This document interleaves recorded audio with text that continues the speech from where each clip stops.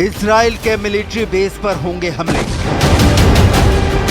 Target पर Israel के परमाणु ठिकाने। आईडीएफ का हेडक्वार्टर को लक्ष्य कर मिसाइल सेट। तेल अवीव टू हाइफा बारूद से उड़ा देने की तैयारी। ईरान के सुप्रीम लीडर अली खामनेई का ऑर्डर।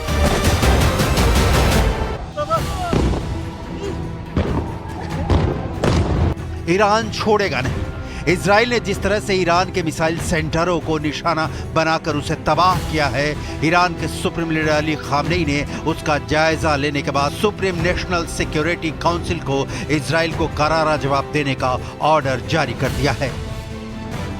न्यूयॉर्क टाइम्स ने 3 ईरानी अधिकारियों के हवाले से दावा किया है कि खामनेई ने इजराइल पर जवाबी हमले की तैयारी का निर्देश दे दिया है।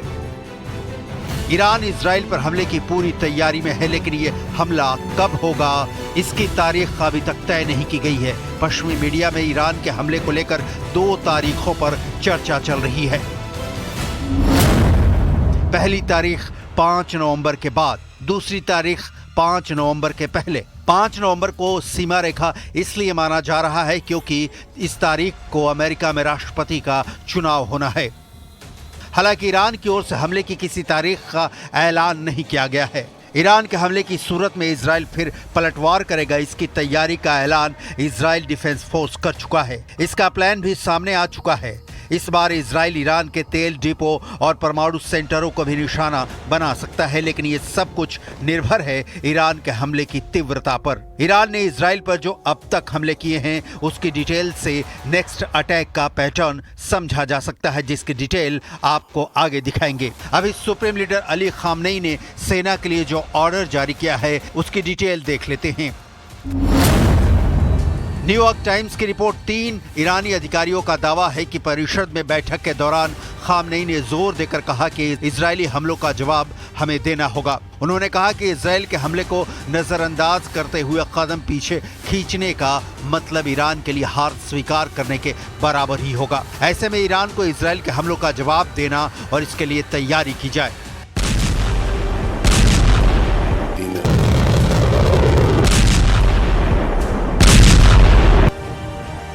ईरान हमला के लिए तैयार है तो यहाँ ये देखना बहुत जरूरी है कि इजराइल की वो कौन सी जगहें हैं जहाँ ईरान रिवॉल्यूशनरी गार्ड्स की मिसाइलें गिर सकती हैं। इजरायली मिलिट्री बेस, तेल अवीव में मौजूद इजराइल के सैन्य मंत्रालय का दफ्तर, यरूशलेम की नेसेट बिल्डिंग, इजराइल के 8 एयरबेस के अलावा सिविलियन टारगेट्स में कई शहरों की अहम इमारतें, airports, gas field, power plant और दूसरे ठिकाने शामिल हैं। 1 अक्टूबर को करीब 200 मिसाइलों से ईरान ने इजराइल पर अटैक किया था।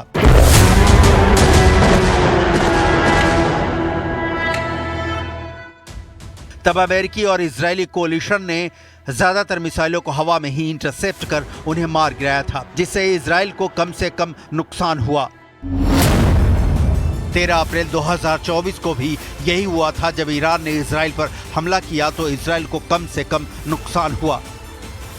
लेकिन अगर इस बार हमला ईरान के अलावा इराक, लेबनान या सीरिया जैसे देशों की तरफ से भी होता है तो इजराइल के लिए हमलों को इंटरसेप्ट कर पाना पहले के मुकाबले मुश्किल होगा, क्योंकि इन जगहों से हमले होने पर एक तो मिसाइल लॉन्च होने से उनके टारगेट हिट होने तक की दूरी पहले के मुकाबले कम हो जाएगी।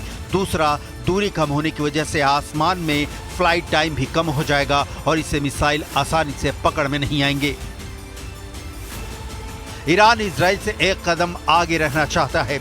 ईरान की प्रॉक्सी ताकतें हमास के इस्माइल हानिया की मौत के बाद, हिजबुल्लाह चीफ हसन नसरल्लाह की मौत के बाद ईरान ने इजराइल पर हमला किया। इसका जवाब इजराइल ने भी दिया, लेकिन यहाँ ध्यान देने वाली बात है कि इजराइल ने 1 साल में ईरान पर 2 अटैक किया, लेकिन दोनों बार सीमित अटैक किया और इसे अटैक नहीं पलटवार कहेंगे। 1 अक्टूबर को हमले का जवाब इजराइल ने 25 दिनों बाद 26 अक्टूबर को दिया। कहा गया कि अमेरिका के कहने पर इजराइल ने ईरान के परमाणु केंद्रों और तेल डिपो को टारगेट नहीं किया, लेकिन इजराइल ने जिस तरह से ईरान के मिसाइल सिस्टम को तबाह किया है, सुप्रीम लीडर अली खामनेई के जायजा लेने के बाद अब क्लियर हुआ है कि ईरान को भारी नुकसान उठाना पड़ा है। यही कारण है कि ईरान अब इजराइल पर नए तरह से हमले की तैयारी कर रहा है।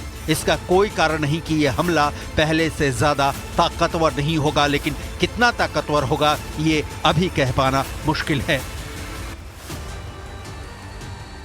ईरान के सारे मोहरे जैसे हमास, हूथी और हिजबुल्लाह पिट रहे हैं। इजराइल ने हिजबुल्लाह का हाल ये बना दिया है कि लेबनान में 24/7 हमले हो रहे हैं। युद्ध क्षेत्र की जो ग्राउंड रिपोर्ट है उसे देखकर आप चौंक जाएंगे। इलाकों में अब कोई नहीं रहता है। ये इलाके अब खंडर बन चुके हैं। इन इलाकों से अब सब लोग निकल चुके हैं, क्योंकि यहाँ पे अब ज़िंदगी का बहाल होना कोई टाइमलाइन नहीं दी जा सकती है कब यहाँ पे ज़िंदगी बहाल होगी। जब जंग पूरी तरह से रुकेगा, जब एयर स्ट्राइक्स का सिलसिला रुकेगा, जब यहाँ पे अमन लौटेगा, उसके बाद ही इस मलबे को हटा के यहाँ पे फिर से ज़िंदगी शुरू हो सकती है। और वो भी तब जब उन लोगों के पास पैसा होगा जिन की ये ज़मीन है जो इन इलाकों में रहते थे। लेकिन फ़िलहाल यहाँ पर ज़िंदगी बहुत जल्द दोबारा लौटने के आसार बहुत ही कम दिख रहे हैं।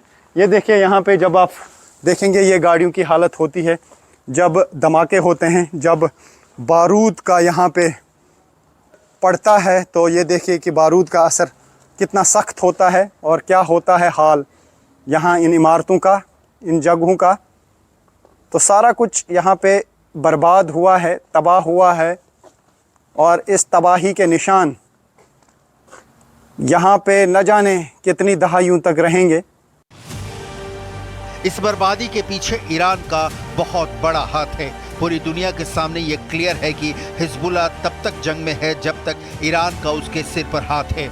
ईरान ये साफ कर चुका है कि वो हिजबुल्लाह, हमास या हूथी विद्रोहियों का साथ नहीं छोड़ने वाला, और जाहिर तौर पर तब और भी ज़रूरी हो जाता है कि वो इजराइल पर हमला करे, क्योंकि ये मैसेज मिले कि इजराइल ईरानी मोहरों के खिलाफ मनमानी हमले भी नहीं कर सकता। ईरान तो बहुत दूर की कौड़ी है, लेकिन जब इजराइल ने पलटवार कर दिया है तो इजराइल को करारा जवाब मिले।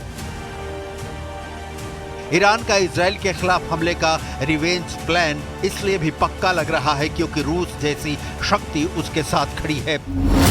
रूस अपना एयर डिफेंस सिस्टम S-300 तो दे ही चुका है, अब S-400 सिस्टम देने जा रहा है। इस बीच ये भी खबर आ रही है कि रूस ईरान को सुखोई Su-35 फाइटर जेट्स की डिलीवरी जल्द शुरू कर सकता है। रूस ही नहीं, बड़ी पुरानी कहावत है कि दुश्मन का दुश्मन दोस्त होता है, लिहाजा चीन भी पूर्ण युद्ध की सूरत में ईरान का साथ दे सकता है। ईरान इजराइल का 26 अक्टूबर को किए गए पलटवार को अपनी प्रतिष्ठा से जोड़कर देखता है। ये एक बहुत बड़ा कारण है कि मिडिल ईस्ट में ईरान के वर्चस्व स्थापित करने की दिशा में इजराइल ने जो ब्रेक लगा दिया है, ईरान इजराइल पर हमला कर उस ब्रेक को तोड़ देना चाहता है। लेकिन सबसे बड़ा सवाल है कि क्या ईरान के पास इतनी ताकत है कि इजराइल के आयरन डोम और अब इजराइल में अमेरिकी थाट की तैनाती के बाद वो इजराइल को परास्त कर सके, क्योंकि इजराइल का भी युद्ध वाला प्लान फाइनल मोड में है। कुल मिलाकर मिडिल ईस्ट में ईरान इजराइल का जो तनाव चल रहा है उसके पूर्ण युद्ध में बदलने की पूरी आशंका दिख रही है।